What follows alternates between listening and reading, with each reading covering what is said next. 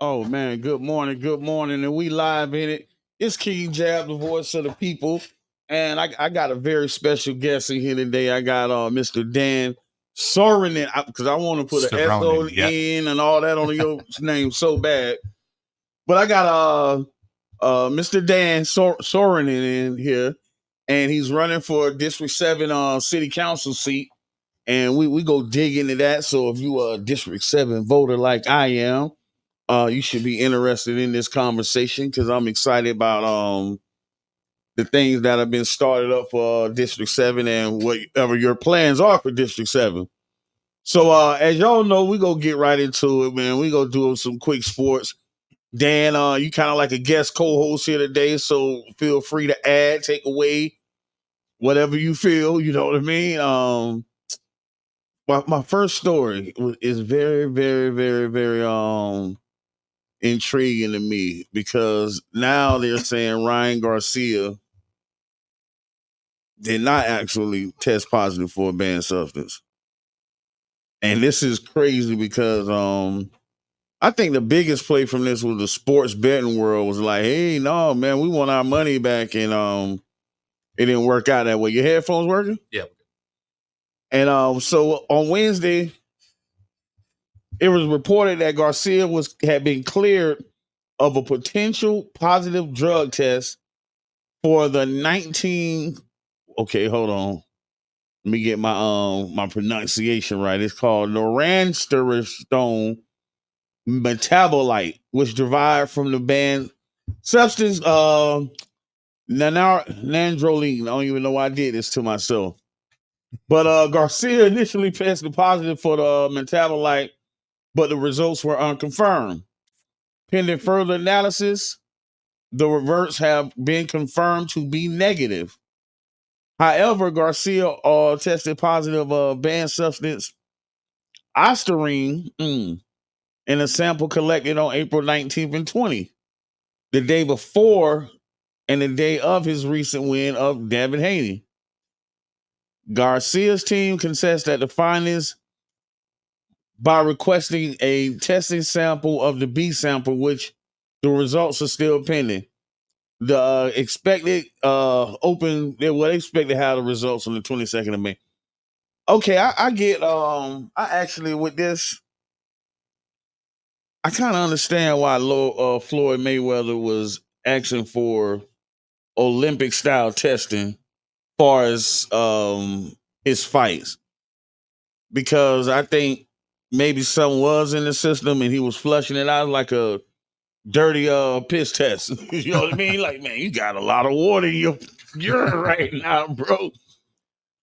But the whole fact, I think Garcia's a clown. I think he's been in the game too long to really just blatantly just, take away from the integrity of the fighting game and of boxing.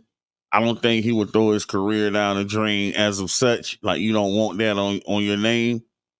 So I don't know. I'm sitting back. I'm waiting to see what happened with this situation with these banned substances. I mean, when it comes down to it, the big fight that's coming up is the Tyson and Jake Paul. So, I mean, this one's in the past. Yeah, man, I'm more eager to see what they test positive for. So the amount of weed that Tyson smokes. Well, that's that's a gimme. That's not performance enhancing. So for some of us, it is. Yeah, well, yes, I have to agree. But I think I at one point, right, when he beat who's the basketball dude name? The short guy. The one that became the meme? Yeah, man. When he knocked the Sonic ring coins out of him, I was like, man, listen, I want to fight this dude. I can do it with that amount of money.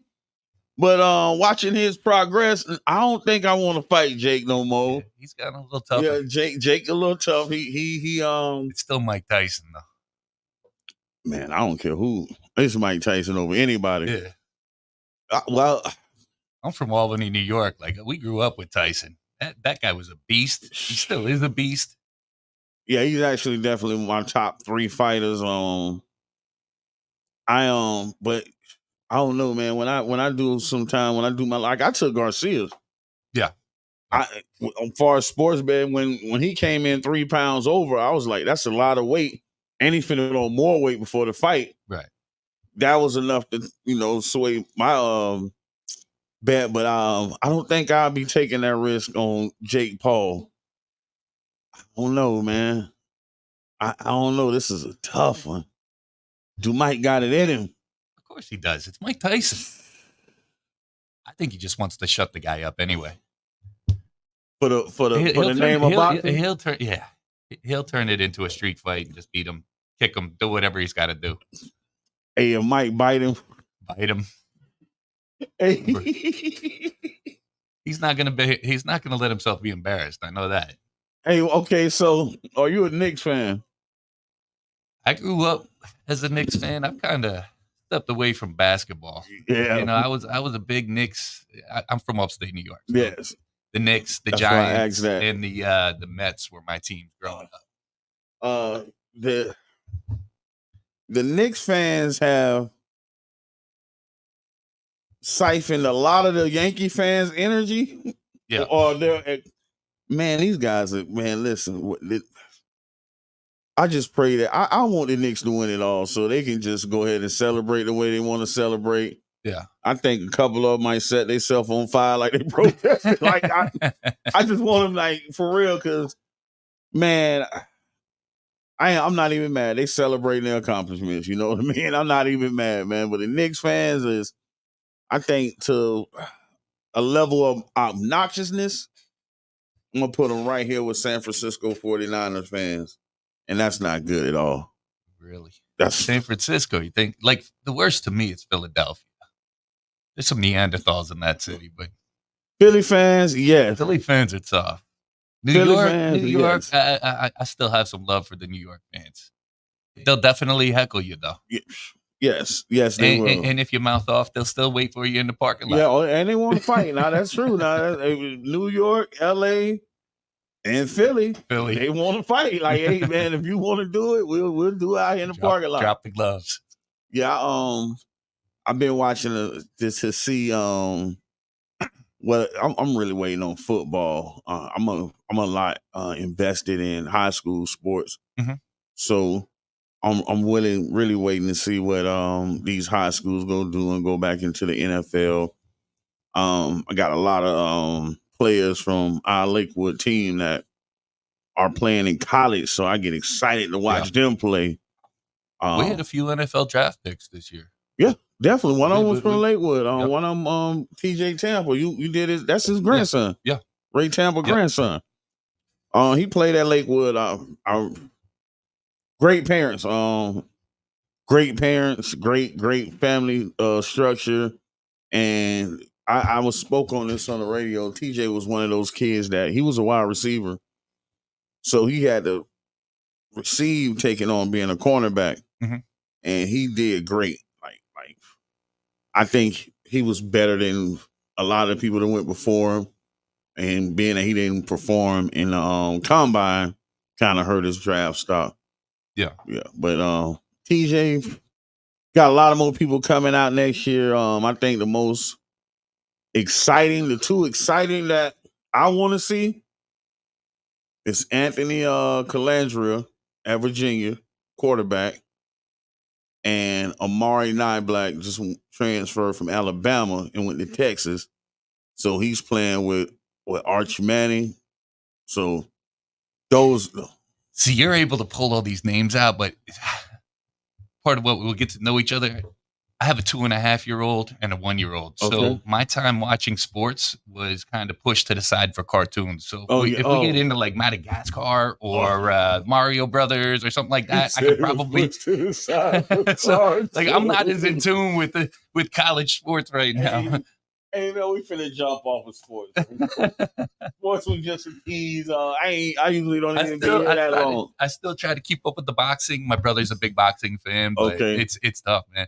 And like I've concentrated more even on just the local sports, even at the kids level, just because I know that coming up, if I am elected, there's a lot of stuff that I can contribute. So Yeah, definitely. Definitely. It's.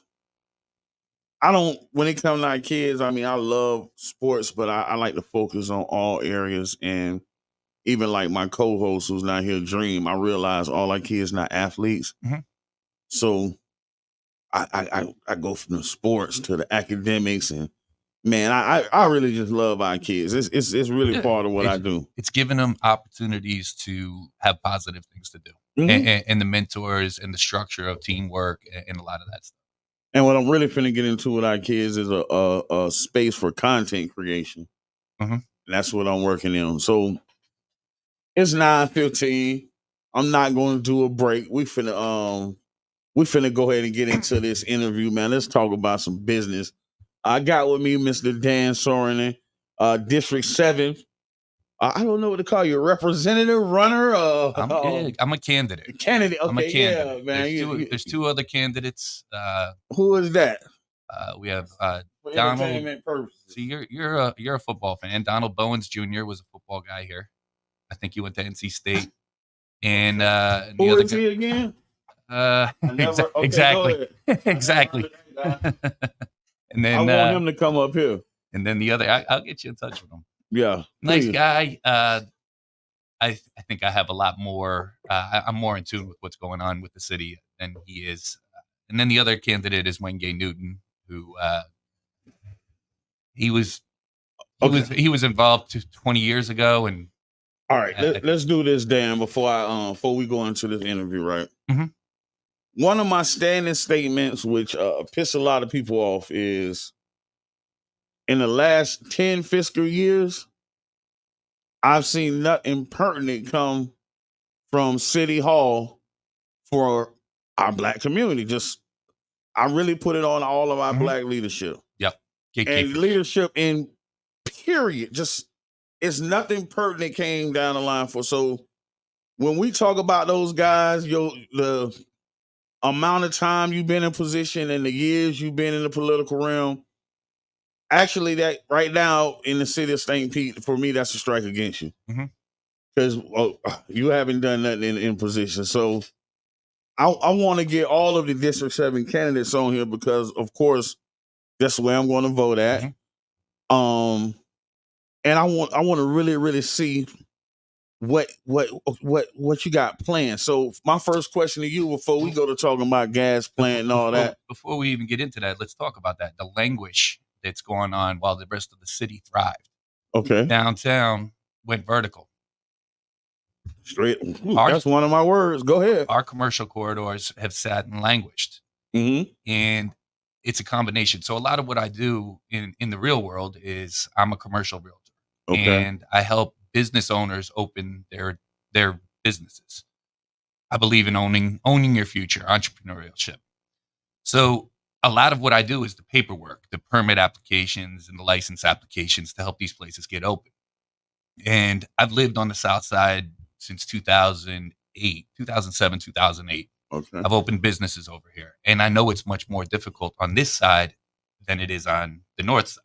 Okay, what businesses, please? The first one on the south side was Shackleton's over in Coquina Key Shopping Center. That was back in 2008 till about 2012. Okay. A lot of people know the location because it became Cabana Sands. Okay. I used to do security there. And that's a tough security job when they had it. I was one of the OGs with Jonathan. Okay. Go and ahead. then after that, I did Brew Burgers over on 34th Street, right out front here, Mm-hmm. between the IHOP and the Subway.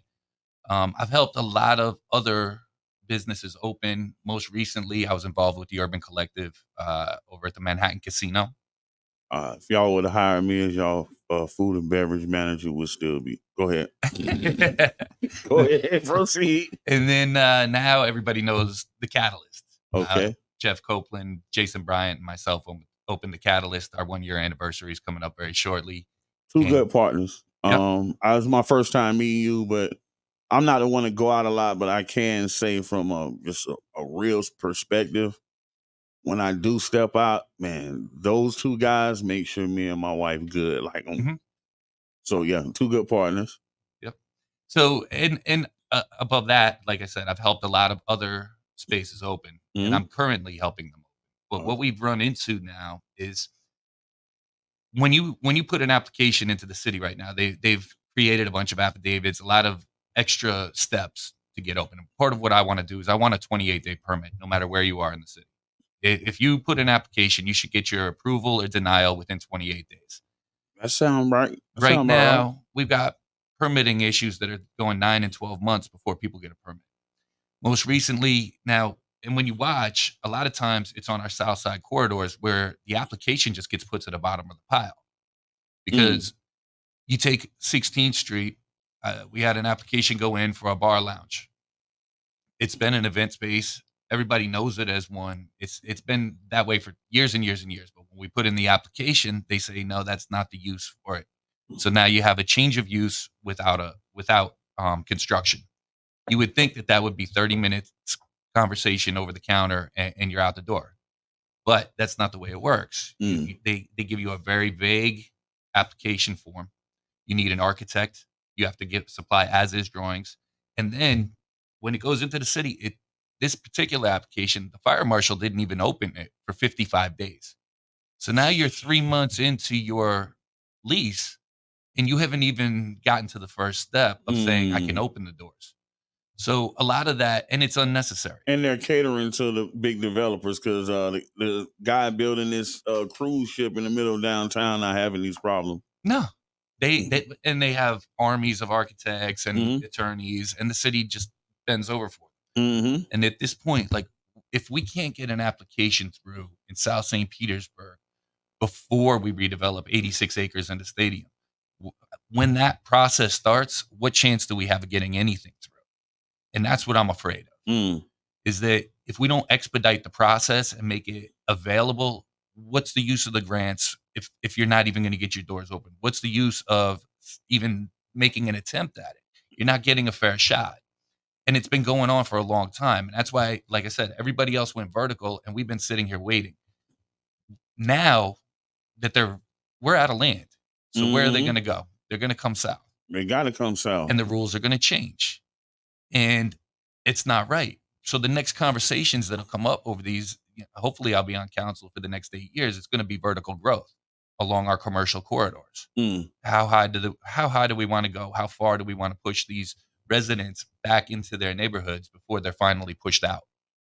So a lot of that. I never looked at that, and I love that angle. That's why that was the look. Well, I mean, for 20 years, we know that we had a fire chief that is a bigot.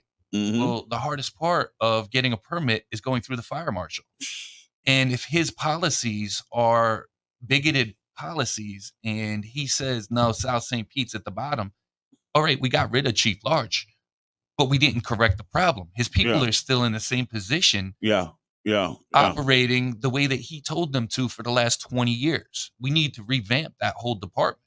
Yeah, I can dig it. I had my own issue with the fire department when it came to Lakewood High School gym, and I had we reported some issues of the AC and mold, and I'm looking at it like, bro, you signed off on this. Like, you signed off on this? It's no AC in here? Like, so yeah. I get exactly what you're saying about the fire department. A lot of it, like if it takes you 55 days to open an application without construction, then it's one of three things. You're either incompetent, you're understaffed, or you're intentional. And I think a lot of it has been intentional for a long time. And incompetent. Because nobody wants to operate in 2024. We still want to operate from a civil rights standpoint. We don't even operate post-COVID. It's like we just, I get it. It's incompetent and we just don't want to do it. It's intentional. So the other issues that I've seen about the languishing on our commercial corridors is that the fastest way to revitalize any commercial district is to allow restaurants, bars, and lounges. Absolutely. That's the fastest revitalization.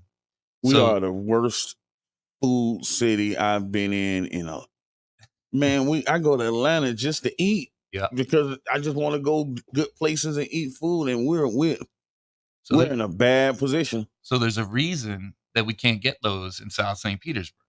And what it is the zoning restriction is that you can't be within 400 feet of a church. For Now, a restaurant? for consumption on premise, yes. Now, restaurants they've started allowing them about 2 or 3 years ago. They changed it to if you sign the affidavit and agree to do 51% food, then they'll allow you alcohol. Mm-hmm. But that was the holdup for the longest time. So you can't do a regular bar lounge. You can't open up a billiard or a nightclub. You can only open that little mom and pop restaurant. Mm-hmm. And the zoning restrictions, a lot of our buildings don't fit or qualify because they're older buildings, smaller buildings. They Yeah. don't have the seating requirements to get to that alcohol. Even You got to if you build look out at a what we certain. did at the Catalyst, like they changed the laws in July of last year. We pretty much waited till the last minute before we opened because the law changed July 1st, which we met the square footage Mm. to even sell alcohol over there. Otherwise, that corridor wouldn't be starting to kick off the way it is. Yeah. Right Wow. on the deuces, Wow. and that's people don't realize that. And I challenge the other candidates to have any clue that that's even going on. So, wow. All right, let's pivot. I like that. What District 7, because I want to go into some other stuff, so I want to get this out of the way. Mhm. What are your plans for District 7? Like, why should we vote for you? Like I said, the 28-day permits, getting businesses open, entrepreneurship. Okay. I've been helping people in South St. Petersburg own their future for a long time. I'm afraid with the CRA funds, Mm-hmm. that's the community redevelopment money. We have money allocated that's for District 7. Right now, there's a lot of hoops that you have to jump through to get those grants. I want to loosen a lot of that up. I wanted to make it more accessible. And I want to make it more accessible to youth sports programs. I want to make it summer job programs for the kids. I want to make it more accessible to homeowners. That I don't want to see people lose their homes because there's a lien, because now, code enforcement came through and said, you got to fix that roof. Or you And got the to fix CRA that. funds can absolutely be used for that. Yes. Let's use let's use that money to help our next generation. Mm-hmm. And let's use that money to secure our homes. All To right. make sure, I don't care if it's 0% interest loans that have to go out. If you need your roof done and you live in the CRA, you should be able to get your roof done. Absolutely. I mean, that's a roof over your head. Home is probably the most powerful. What did they say? It's the most powerful word in the English language. Yeah. Was that Shakespeare? I don't know. I remember hearing that. I'm not gonna. Don't make me quote nobody, please. Somebody out there like Dan's a liar. He said this, but but yeah. So youth sports. I think that like I've helped a lot with the kids over at Bartlett Park. I helped raise a lot of money for the Gators, St. Pete Gators, Anthony Hart, and Marion Harrington, and Puff. I watch families over there that if you got 3 or 4 kids and those kids want to play sports, you're talking about $200 entry fee. About $900 to get them. And that's before you bought the cleats and all that that they grow man, out of in 6 weeks. Absolutely. And the uniforms and the helmets. And that's just, Saturdays. What happens during the week when they get out of school? Like, how do we not, like, they've argued about this Tangerine Plaza and they let all that square footage sit vacant when we could have had a run and shoot all along. Can you imagine just being able to have the kids have their own place where they can go and play basketball? I don't care if it's 24 hours a day. I was looking at doing something like that in the Skyway Plaza where I'm at. It's so many activities that our kids should have that they don't. Yeah, but we have $287 million of city money that we're going to give to the richest people in the city for one baseball field that none of us will ever get to play on. But we can't provide sports for the kids here, and then you wonder why they get into trouble because they're breaking into cars and a 14-year-old gets his gun, and that stuff shouldn't happen. Yeah, we should have them. There should be so much for them to do. We live in paradise. Yeah, people from all over the world come here, and then our kids that are sitting here, they're not going to the beach. They're not at the pool. They don't realize that we're in paradise. One of the most one of the most popular artists in the world is Rod Wave. Mm-hmm. and a lot of his music comes from pain. And us as adults don't realize this the pain of our children that's making millions that millions are listening to and are they're vibing with the pain of our kids right here in Yeah, St. Pete. Yeah, they relate to it, yeah. and here we are. We're out of touch with it. Mm-hmm. So yeah, the sports is a big thing. We grow up in New York. We played sports year round. Yeah. I remember shoveling off the snow off the basketball courts in the middle of the And winter. ooh, And it's just down here we have all these places, and it's like at dusk they shut down the parks. They turn off the yeah, water at Del Homes. Like they do all these things, and it's like I just don't see why. I feel like if you want the next generation to flourish, then we got to give them enough to occupy them now, yeah. We and we got have the money sitting there. yeah, yeah. We just have to allocate it, and nobody takes the time. I think when That's it part comes of why to I'm running is because I got a 2.5-year-old and a 1-year-old, and I know that I know that I want to keep them away from any all of type that, of street. yeah. But and I think when it comes to our kid, we our approach is we reactive. Hmm? We ain't proactive. We reactive. Oh, this just happened. Oh, let's do a program. Not my child. No, we should be providing resources to these kids. So when this happens, like, okay, so why did this happen, and why wasn't this resource provided? Mm-hmm. You know what I mean? So I get it. What about the 49th Street, business corridor? I know Brother John's been working on that. Is that something that you'll be continuing, or is that something that He's going to continue it. Brother I, John thinks he's getting off the hook when he steps out of this seat, but Brother John is part of. It's like that's just in his blood. you ain't got to He's tell not. me? It's not like he's going to leave this seat and go away. So he and I have become friends. I look forward to if I get on the city council working with him. I am involved with a lot of those things already. Hmm. I live right off of 49. So I live. I mean, we got Sonic over there now. We got China Boy Hibachi just opened up. We Hmm. got Ish opened up the Sazerac just down the street from there. And then you have a corridor of a lot of up and coming businesses. Hmm. I was just over at Baja the other day with Rob, and he's doing really well over there. There's a lot of good businesses that are along that corridor. Shout out to Rob Bajas, man. That's our pregame meal guy. Always on time. He feed our boys, so we support him because he support us definitely. So yeah, I think that right now, Brother John has done. He's got the ball rolling on 49th. I know Nancy and them like they're not going to let him off the hook. He's going to continue on with that, and he started to move across the 18th Avenue South corridor now. Hmm. And I'd like to see it go up 16th Street South also. Just kind of horseshoe the whole thing in.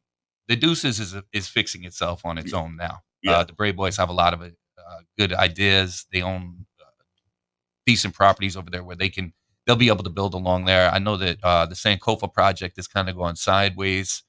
I have heard the Manhattan Casino will be opened as a city property at some point in the next year or two.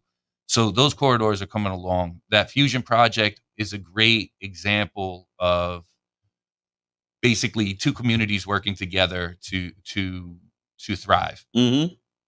When the money comes together and they do change that corridor and change the parking, those businesses will do a lot better and make it more pedestrian friendly.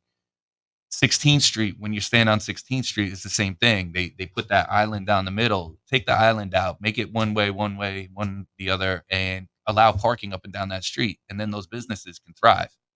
Absolutely. Because the hardest thing is getting into those spaces. They've Yeah. got those weird parking lots and everything. So I'd like to see that change. I'd love to see it changed on the Deuces, but a lot of the buildings on the Deuces are too close to the street. So you get Yes. to open the Yes. corridor up much more than we can. I'm eager to see what we do. I mean, they've promised us a new Woodson Museum in this new plan. I've questioned how it's going to be paid for. I, I don't see anything in the contract that guarantees how it'll be built, but I'd also like to see what we're going to do with the Woodson that's currently there, because that really opens up some opportunities right around Jordan Park. that I'm kind of I'm kind of up in the middle about that. I understand that they may want to grow or become bigger, but I still contend that that's probably the most beautiful place in South St. Petersburg is the garden right there behind the car. Yep.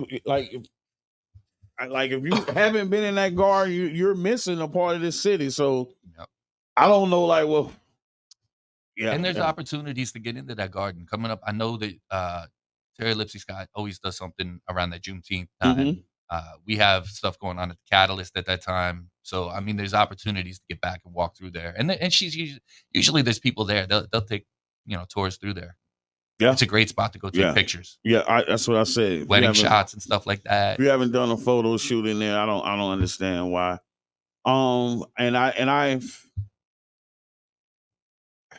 It's this is a lot of my frustrations with our leadership, even with the Sankofa play. For my co-host that's not here, brother Donnie, to tell me that his wife did the study on the ground and the city already know that the soil wasn't right. We all know. Why would we agree? Oh, give us the land where the soil is not right. We could have did better than that. That's like that just goes back to part of my frustration. And they took it away. That's what you forget. Like they give the it, black community already had it. They took it away, and then they packaged it up give it back 20 years later, and they figure it out. Like, all right. Yeah, that's crazy. That is true. And it's when we had a proposal that we were getting ready to present to the city to put a hotel there. We wanted to put an A-loft hotel going up because now like I said, they're going up 7 and 8 stories there, and the contamination wouldn't have affected a hotel because you're pouring asphalt over the parking lot and get in underneath and go up. Yeah. So the contamination isn't an issue. Like, there's going to be a lot of contamination issues coming up because the reason there's so much asphalt around the stadium is obviously the gas plant wasn't clean.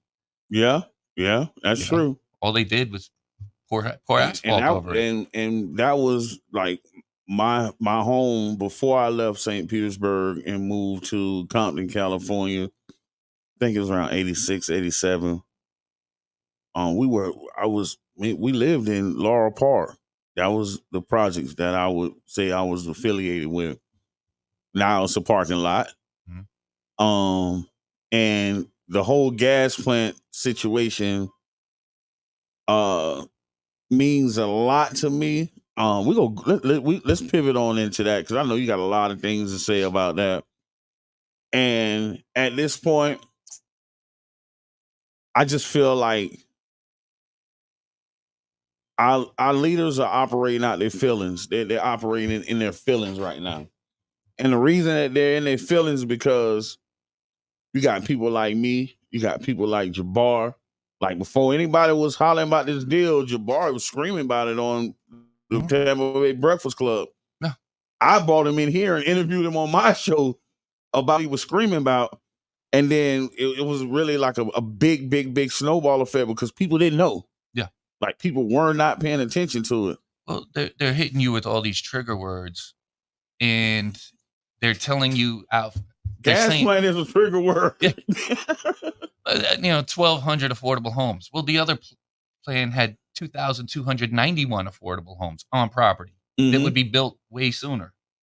They say 1,200 affordable homes, but there's really only 600, and 300 of them have to be built by I think 2030, or they pay $7.5 million and don't build any of them. So you say you read the whole new deal? I read the whole contract, the one that's being presented to City Council right now. The one that's going to be presented right now. It's being presented right now down the street. You guys can all go down and listen to it firsthand. I'm sure the city's broadcasting. It's live on TV right now. Is it? Yeah, it's probably live on TV. And this is the one this is before the NAACP supported. Anyway, what you think about this new deal? I mean, if I was on City Council now, I would reject it immediately. There's a lot of promises. A lot of the people that were pushed out of the gas plant live in my district now. And so I hear all the stories. There've been they were given a promise and it wasn't kept. This has no promises that they're going to keep either, because the way that it's written is so vague. It gives the Heinz Group so many outs that I just don't trust them. They've had redevelopment rights since they got in there and never even put in so much as a turnstile. So why would I think that now they're going to go build all this stuff? They're going, yeah. There's only 2 buildings that they've named. Well, they haven't named the stadium yet. I don't know that they've given a name to the stadium, but we know that the stadium, we know the day that it's going to open, and we know how that it's going to be paid for. Okay. The only other building that they've named and given any identity to is the Woodson. But they have no explanation of how it's going to be paid for, and they have no explanation of when it's going to open. And these are the questions that I would ask on city council. So you only have 2 buildings that you committed to. One is to tell everybody that you have the Woodson coming on here, and we're going to give them $10 million. But this is a $30 or $40 million, maybe even $50 million building. So where is the rest of the funds coming from? Now the Heinz Group has to commit in writing to give the $10 million by July of 2025. So the deal will already have been passed, even though there's no explanation of who's paying for it. The deal is so vague that we don't even know who's going to own the building. So does the city own it? Does the Heinz Group own it?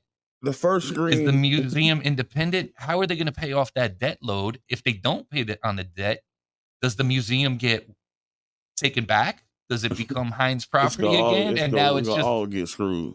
And now it's the Stu Sternberg Museum. So my first screaming point was, we went and did the research. The Heinz Group did the Florida Marlins Park, and though that economy is reeling right now from the deal that they did with Heinz. Right now, they're in big trouble. They had a mayor that didn't listen to. They didn't go to referendum. They finally recalled the vote and threw him out of office about 3 weeks after the whole thing went through, and then they voted out everybody that went for the state. And that's and history is going to repeat itself here because they're not listening to the community. They had a CBAC, the Community Benefits Advisory Committee, and basically that was all for show because none of it was included in the contract. And I really, like on the NAACP part, I know a lot of them were in that room, and I think that I really hope that they only committed to this project because they thought that was included. I don't know that they've read what's being presented, but it's not. Everything that they discussed was not included. Well, when I spoke on it, I asked why, and my question still is why. I'm gonna reach out and see if I can get somebody to come on here and explain to me why. That's just like, why would you support? That's all I want to know is why would you support that particular deal? Along with this raise deal, and let me get it totally clear. I would love to have a new stadium. I just don't think we should pay for it when they got a beautiful stadium. I was at a game a couple nights ago. It's a great spot to watch a game still. So along with what's going on, me and my think tank presented to city council. This was sent to everybody's email to consider building at Derby Lane. And the problem, me being a native St. Petersburg, people from Tampa and Clearwater are not coming to St. Petersburg, not coming to South St. Petersburg. Whatever the stigma is, they're not coming. You'll get Manatee County, Braden, they'll come. They don't care. They'll come shop, support businesses or whatever. But typically Tampa and Clearwater don't come to St. Pete to support our businesses. Going to Derby Lane, you got 2 airports, 2 interstates. You got an opportunity to have a poker room inside the stadium, and you have an opportunity to have a corporate sponsor, which is Amazon, which would just make completely more sense if the basis of this deal is to get more people in the stadium, right? That's how they say we're going to win, even though we're not getting any more. We're not even in on the ticket sales anymore. Oh, we've been cut out of everything. Yeah. So, what do you think about that? 50 cents before. You couldn't leave at least the 50 cents. They took every dime and nickel off the table. Yeah, it's ridiculous. It's ridiculous. And I feel like if I presented that contract to any business owner, they would laugh at me for presenting it. It's so one-sided. Mm-hmm. I mean, they're laughing right now. Yeah, they are. They're Because I'm it's watching like it. an Hey, inside their joke. PR is amazing. The guy they had come on here, I should have came in because wow, he actually when I did hit him with a tough question, I think Jabata let him off the hook and he didn't answer. When I hit him with a good one, he got off the hook. The PR is amazing and they're spending the money like These are guys that negotiate on a world-class level all the time, mhm. negotiating with our mayor. So why we can't play a consultant group to come and negotiate for us? We brought in attorneys a month after the deal was already announced by the mayor at the city. Was it 2023 January state of the city that he announced it? What's stopping us from a hard stop and bringing in someone to negotiate right now? We need city council to just vote this current deal needs to be voted down. Yeah. I mean, and that's the scary part about it. I don't think they care about. I don't think they really care about the vote. I don't. They're putting it to a vote now because they know they've got the votes. Yeah, exactly. You have 3 former mayors that are telling you this is bad. Don't do it.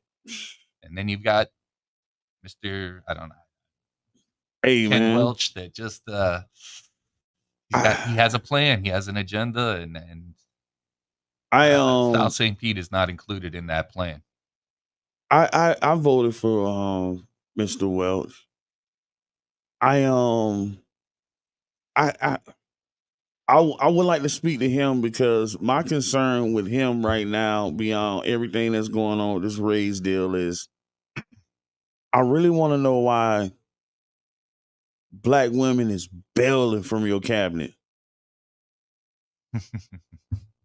Yeah, I like the black women that was in position. Like, nah, I don't want to do this. The equity director didn't even make it 3 weeks. This is important because I want to know what's going on, bro. I want to know why. I want to know why. Mm-hmm. So that's the only question I got from him. And he's not going to answer that. There's no way he'll answer it. Well, just like he can't answer who's going to pay for the Woodson Museum.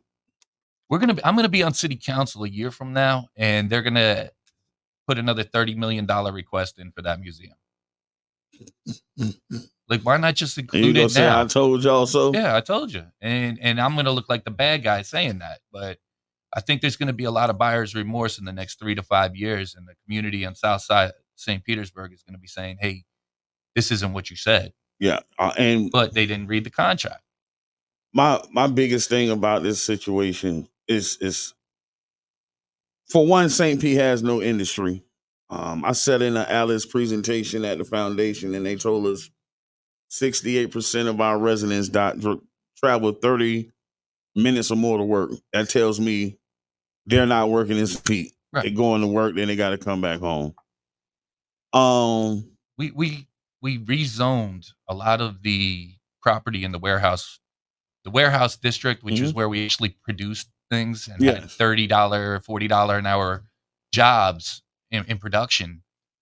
Those are all art galleries and like live workspaces. I seen it. It's the art district. So you've taken all the industry out of and craft brew houses. Yeah. And how many of those do we need? And we have no industry. And the most concerning, this is what I would say to city council. We businessmen, and me doing business with you, the first thing I'm going to look at is your business model. Okay, what kind of models are you using? The raised business model is we have the lowest payroll in the MLB. This our business model. We don't want to pay nobody, but we want to capitalize off of everything. Yeah.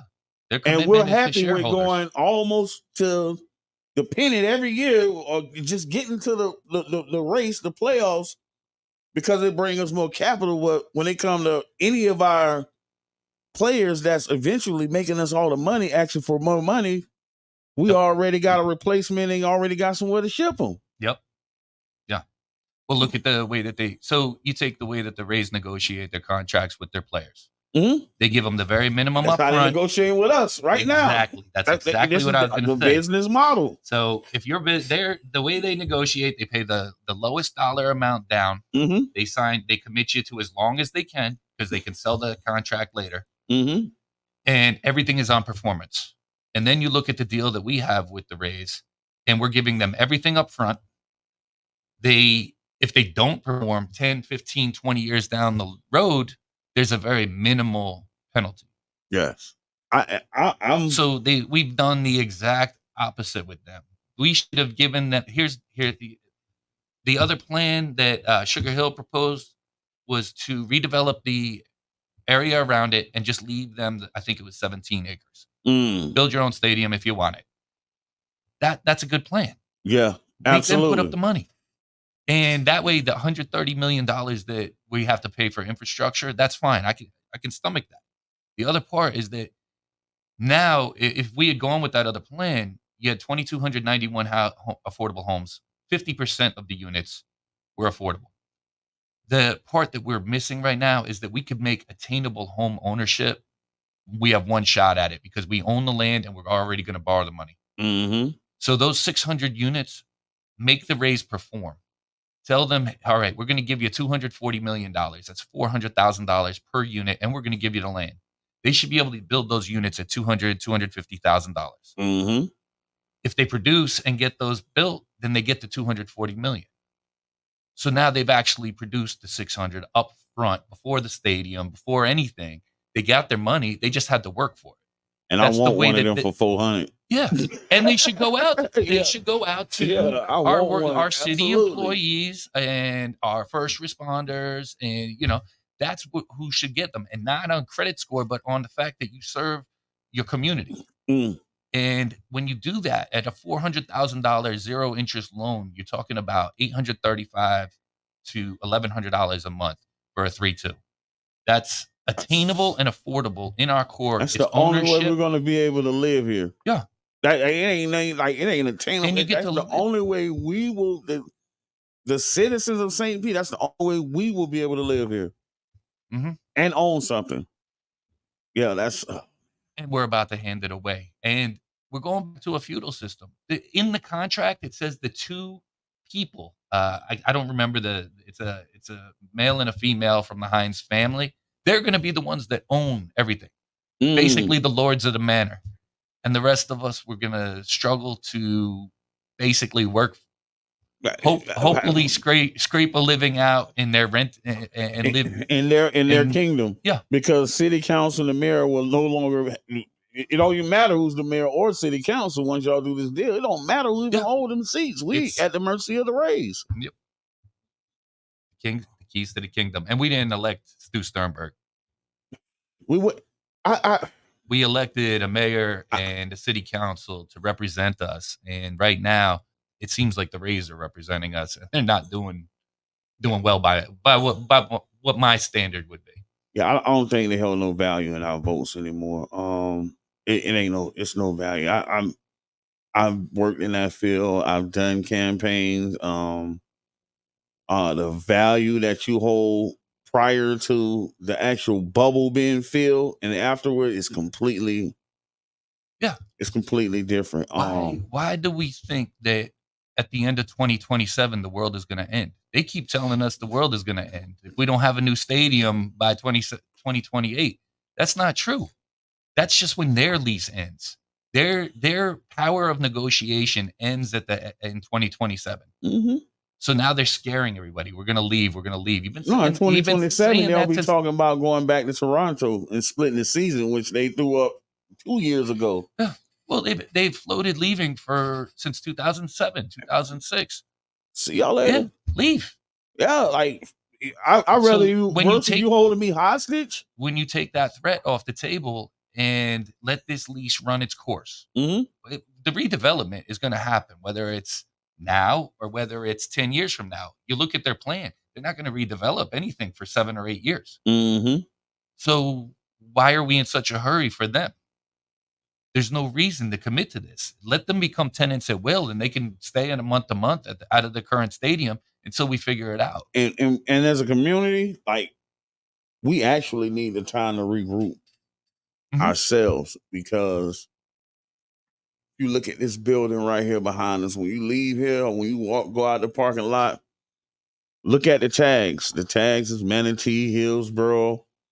My questioning was, how many black people working on these construction sites? Then I went deeper. I'm like, oh, stop. How many people from St. Pete is working on these construction sites? So if we don't regroup and prepare our children to rebuild our city, we definitely not going to be able to afford to work here. Yep. Because live here, because they're going to come build it up to the sky and they're going to leave. I went by the construction site downtown and I seen 95% Spanish males going to their scat packs and big trucks lifted and headed home when their shift was over with. And they're headed to Pasco, and they're headed to Riverview. They don't live they're here. Going home. They're taking their paycheck and going to another community. And we sitting here with we have an attack on our school system, and I guess that's a whole nother story. But we have a construction program right here in St. Petersburg High School, general contracting. I have a child that just went through this 4 years. This man can't frame this door right here. It's a problem with that. This is a problem because these are the kids that they should be prepared to take the general contract and license right then at 18. Yep. Like, what are we doing here? And he was in this class all 4 years at St. Pete. Yep. I think they made a box. The whole time, a box. They made a box.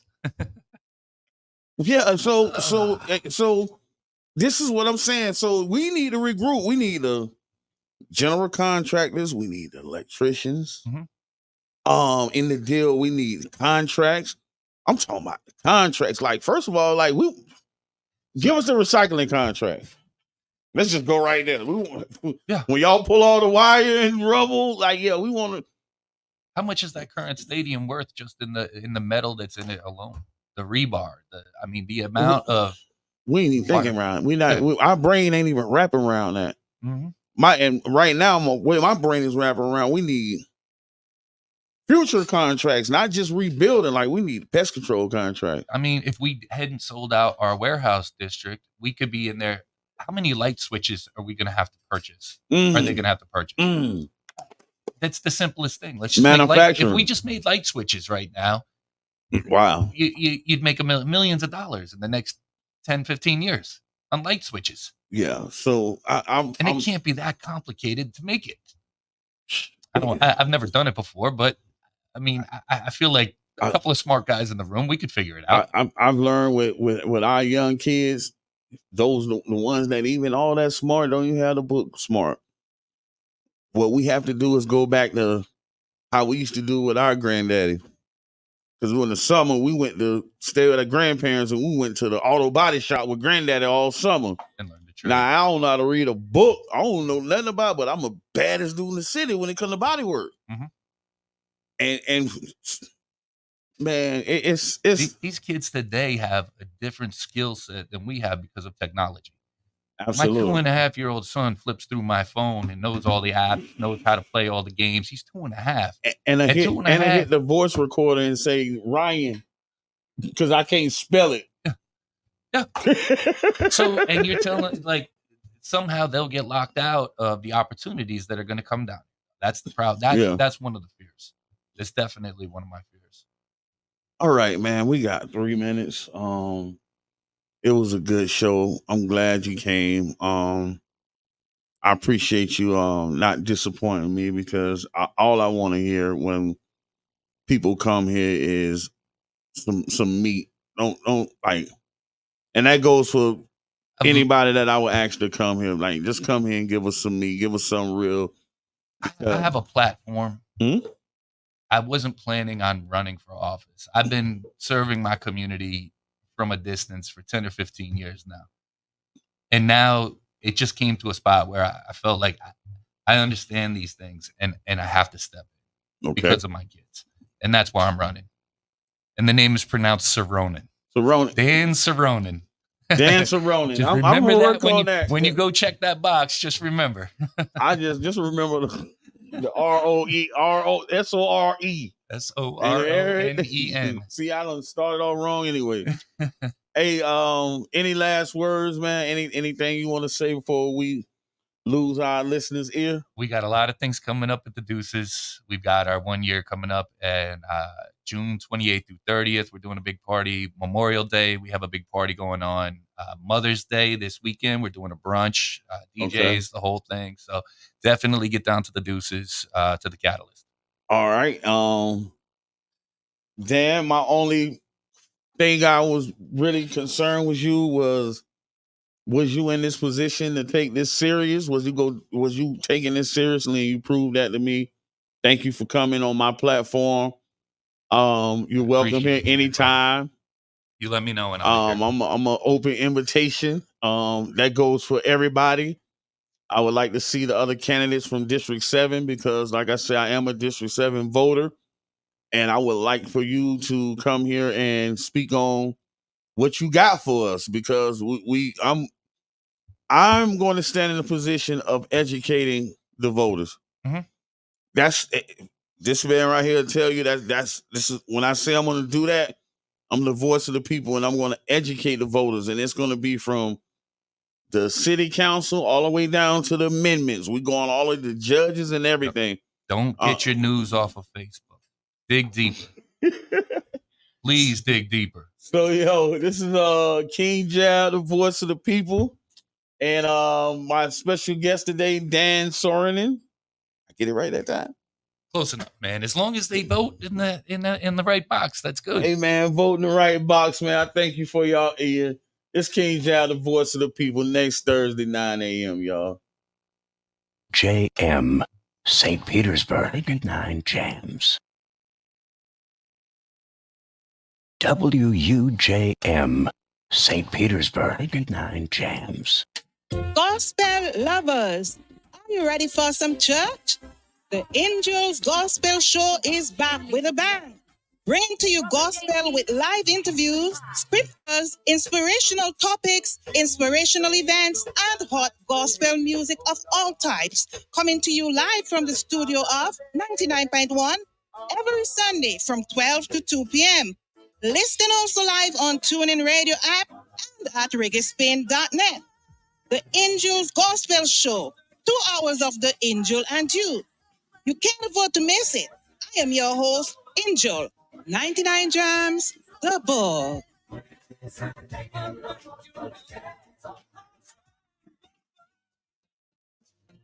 Total Praise. That's right. Total Praise broadcasting live each and every Monday, Tuesday, and Wednesday morning from 9 a.m. until 12 noon. Fridays, 9 to 10:30 a.m. Sundays, 7.